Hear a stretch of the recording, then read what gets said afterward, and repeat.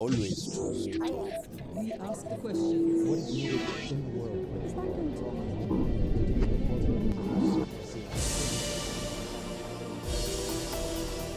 Gost emisije Recite Al Jazeeri je rabin Yisroel Dovid Weiss, jedan od najpoznatijih lidera ultraortodoksne jevrejske skupine Naturei Karta, koja se protivi državi Izrael i cionizmu. On nam se uključuje iz New Yorka. Rabbi Weiss, hello and welcome to the Al Jazeera Balkans channel, and thank you so much for taking time to speak to us. Now, allow me to begin by asking you, how do you perceive the latest Israeli aggression against Gaza within the broader context of Israel's 16-year-long blockade of Gaza? We look at this as this is a Nakba, and with the help of the Almighty, should bestow upon me his wisdom, that I may be able to convey his message and so sanctify his name, and shall bring peace to the world. We look at this, how can a human being, a creation of God, look at this? It is a colossal tragedy, a Nakba. It is just, we say, it's just one more link in this long chain of this evil occupation, which is against Judaism, against God, against everything that we were taught in the Torah, that just as God is compassionate, you should be compassionate, do not steal, do not kill. Why all our rabbis from day one, when Zionism started in Europe, they said, we are opposed to this. This is a rebellion against God. The concept of Zionism is nationalism, trying to transform our religion, which is subservience to God, into a nationalist concept, selfish, flawed, unacceptable, forbidden according to the Torah. Even the Jews are forbidden to have their own land.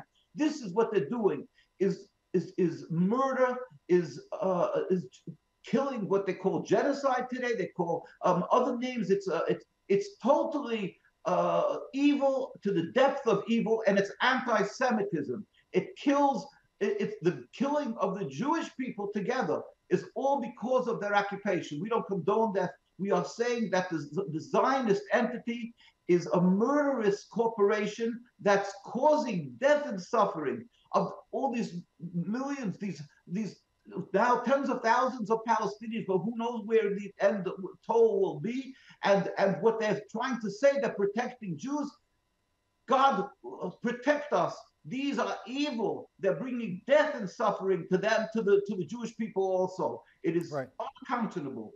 Right. Now, Rabbi, the Israeli government always tries to equate Zionism with Judaism. Now, you and many ultra-Orthodox Jewish organizations around the world are against the state of Israel.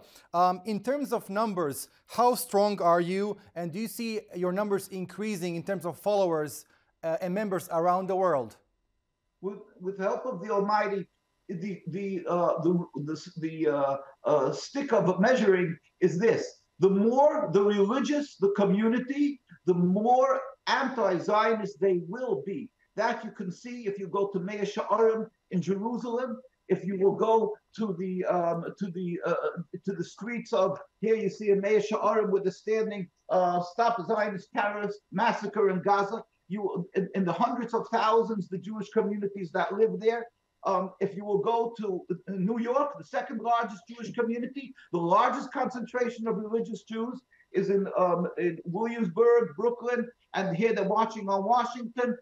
You will see. If you go to London, Stamford Hills, where the most religious community, they will be in opposition, not just to this action that's happening today, this terrible murder of the people of Gaza, but the existence of the state of Israel, because this is not Judaism. This is contradictory to Judaism.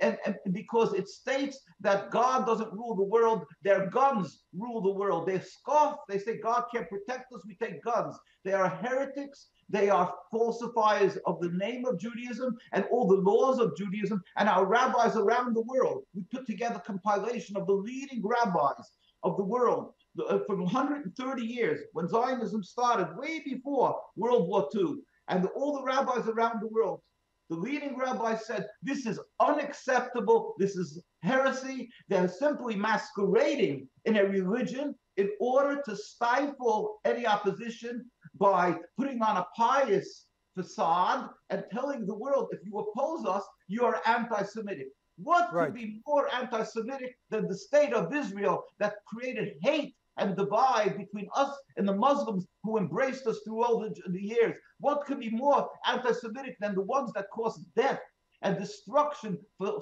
over 75 years?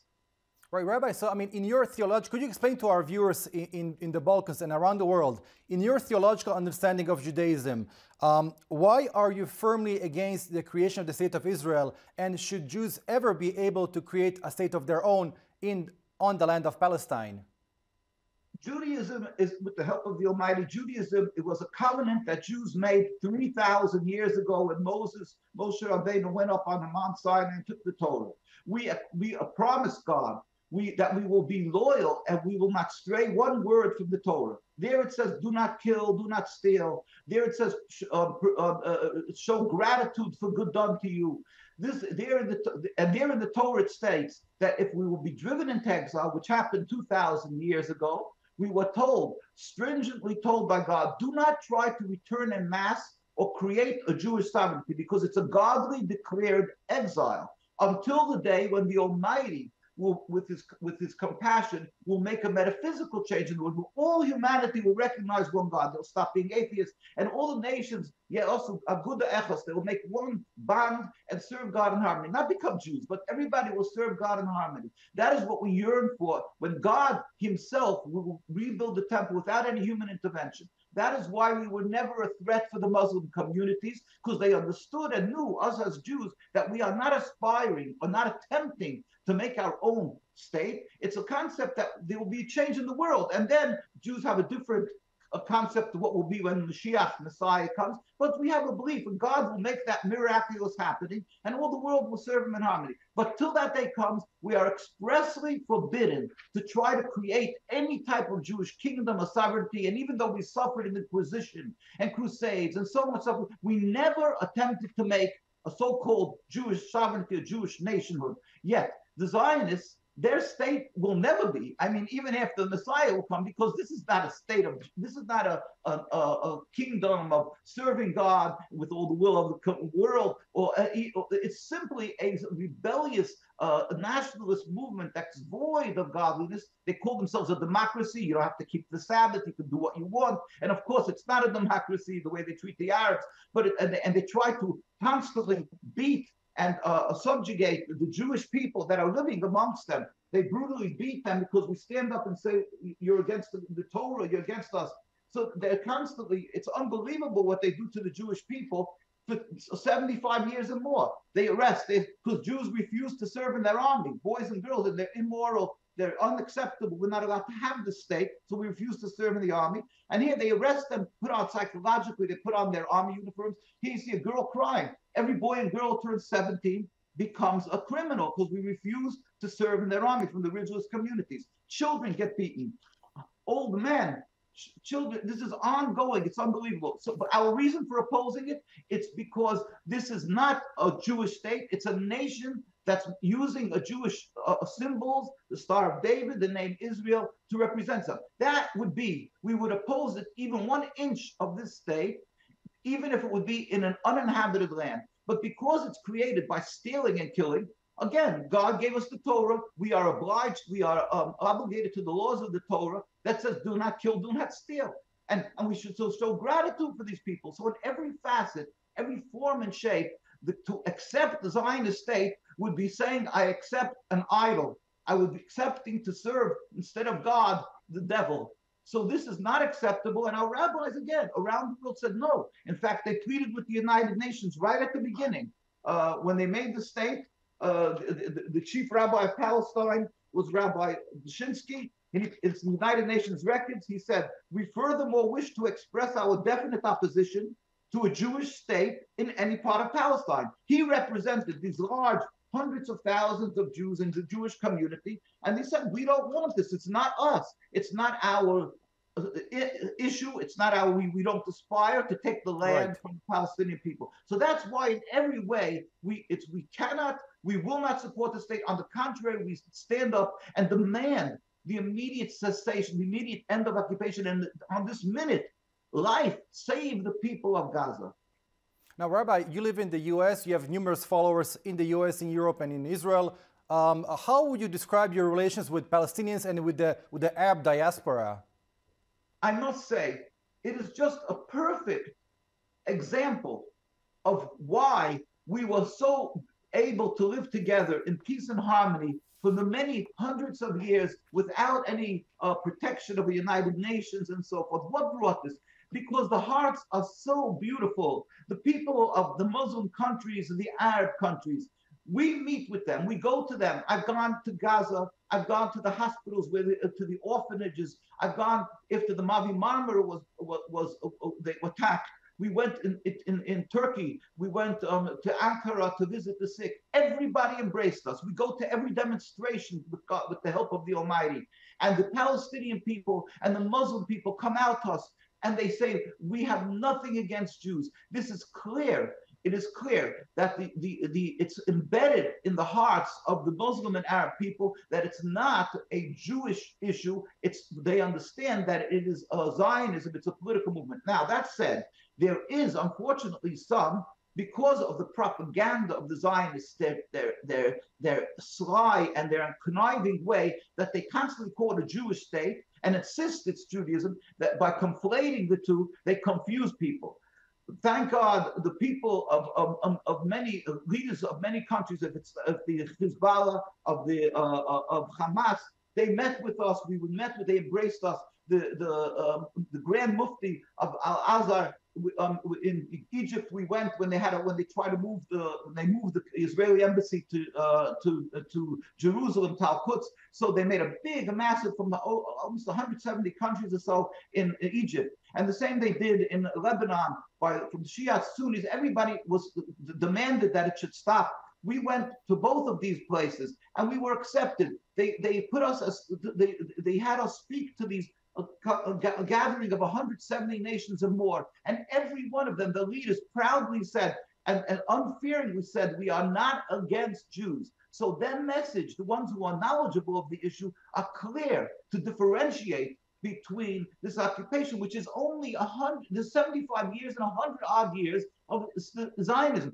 Anybody with common sense, with simple intelligence, has to see that we were living together for hundreds of years, and the only problem started with the introduction of Zionism and the state of Israel. If somebody uses their base intelligence that God gave them, then they will say, hey, it's clear the problem is Zionism. He'll take this away. There will be peace between Jews and Muslims and Christians. Why can't the world understand this? Why do they have to go in lockstep with the Zionist propaganda that is so clearly false? We plead with the world. Yourselves, intelligence should not be insulted by this intimidation tactics and the Zionist threats of anti-Semitism. This is unacceptable, and people are dying because of the convenience that people don't want to stand up against the Zionist propaganda. People are dying. People are in excruciating pain in the streets of Gaza. It's unbearable to hear. Thousands of people are lying without any medical aid, and they're dying because there's no medical aid, there's no anesthesia when you have to perform operations. We can go on and on and on. No water, no food. God help us. God help us. This is unacceptable. And the 1,400 people that died, that they claim the excuse of the attack, is also on the hands of the Zionists. We don't condone violence, but it's on the hands of the Zionists because of that squarely, just like 75 years before there was Hamas. There was also, every time there was more fights, all because of this agitator, this terrible cancer that was introduced, this tumor to this beautiful fabric of the Holy Land. And we have to just add that it's not only the people who are opposed to Zionism, it's their own people that are dying because of this. And when they want to obfuscate and divert attention and say, oh, it's the Hamas and they're evil, and vilify these people, and the world says, okay, Hamas, you can wipe off.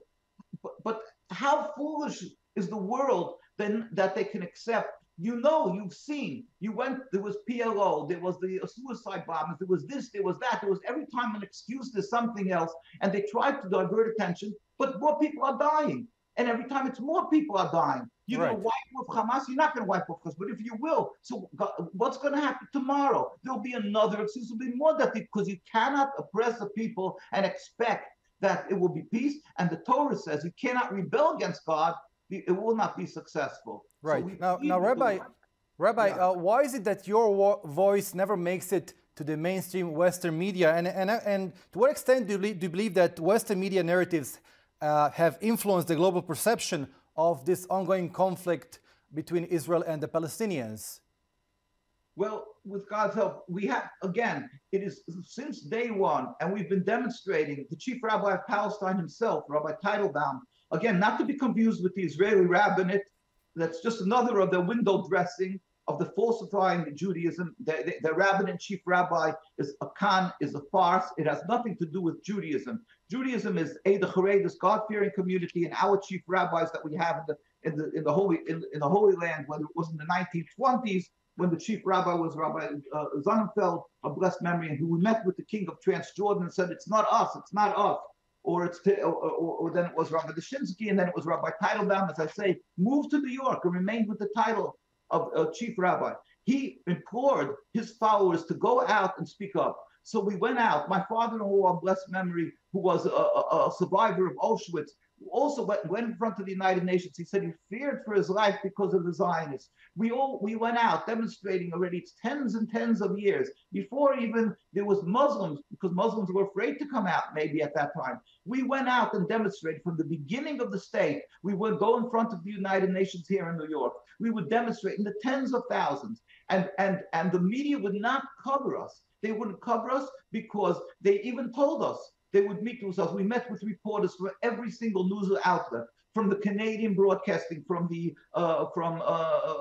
Time, New York Times, Washington Post. Everybody, they would say personally, they would hear what we're saying, they would agree, and they would say, you should just know that they get edited out, and they can't, because there's a media, they target the media. There's media watch from the Zionists, just like this against the political. It has AIPAC, American Israeli political organization, yes, any politician, they intimidate and silence anybody who wants to speak up, and they accuse them of the anti-Semitism. The media is afraid of reporting. If they report once, it could be a mistake. They report twice out of our demonstrations or something sympathetic for the Palestinians, then they are considered anti-Semitic. And so they get threatened that their advertisers, these media watch are very efficient. They say, well, they go to the advertisers and they put pressure on them not to advertise. So they have many different forms and ways. And that just, it's interesting. We would have hundreds of thousands demonstrating on the streets constantly in Jerusalem, in Mea Shearim, which we demonstrate, or here in the United States, or in other, Montreal, and in New York, wherever there's a large Jewish community. But they attack us.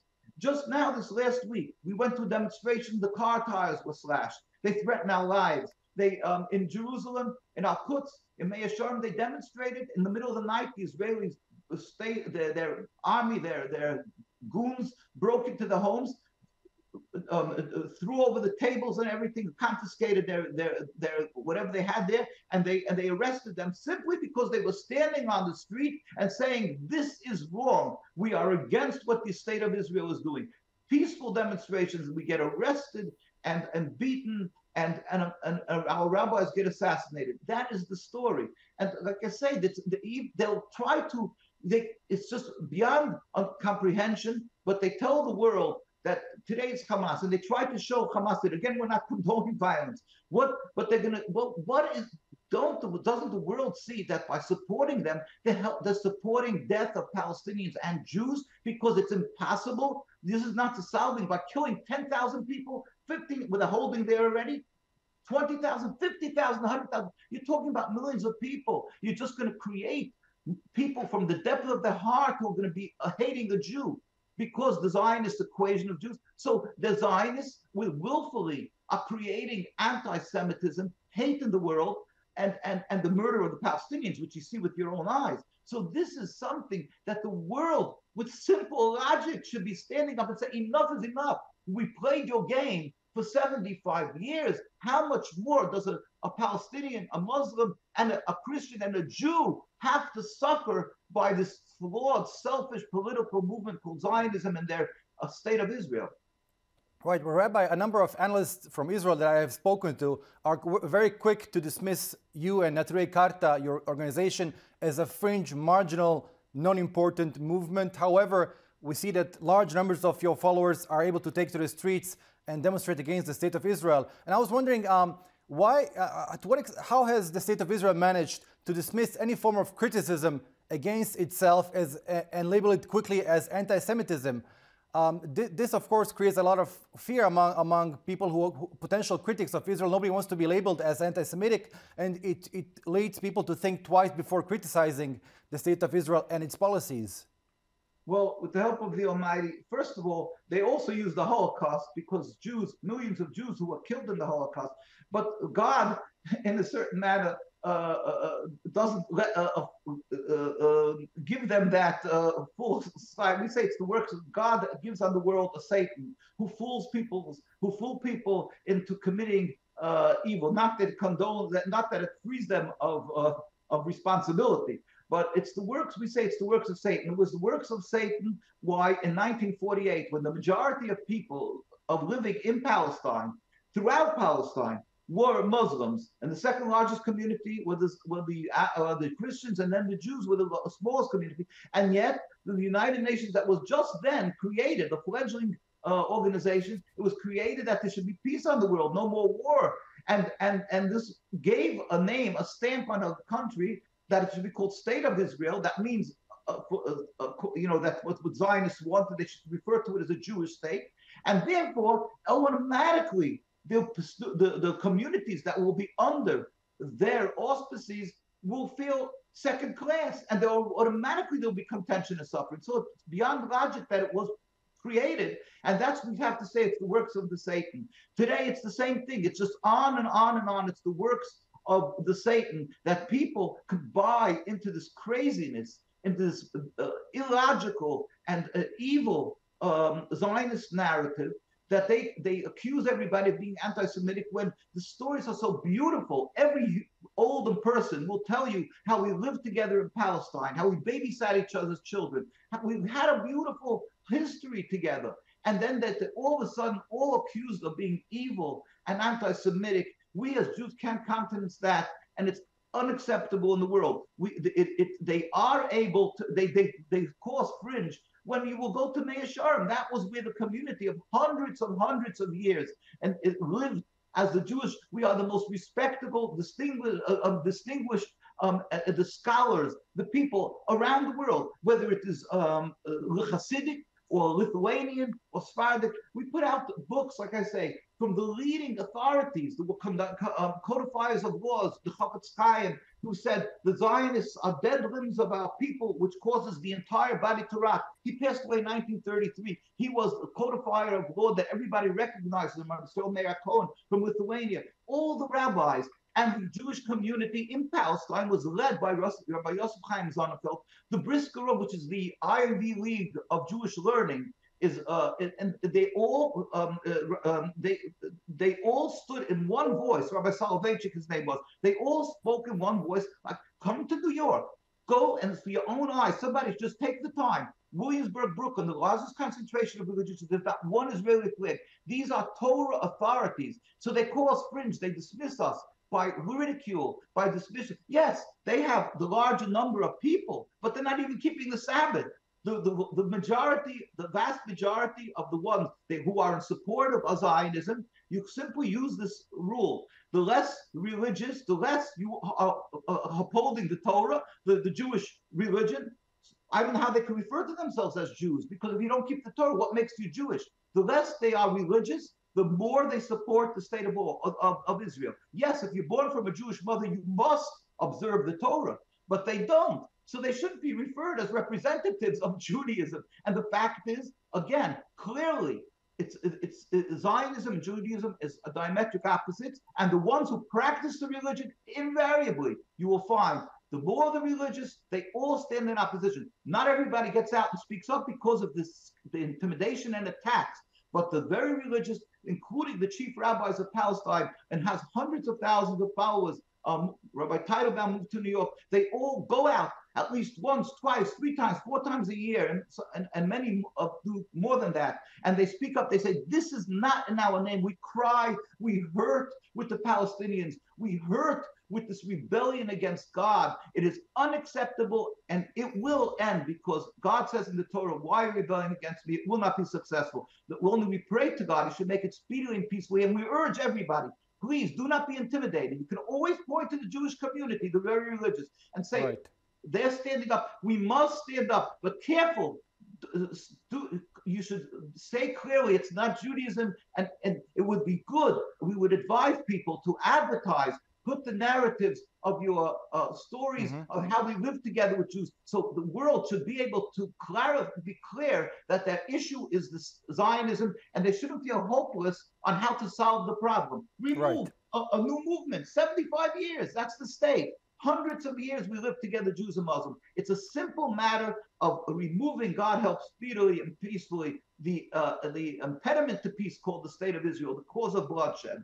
Right. Rabbi Dovid Weiss, it was such a pleasure speaking to you. Thank you so much once again for your time. Thank you. God bless.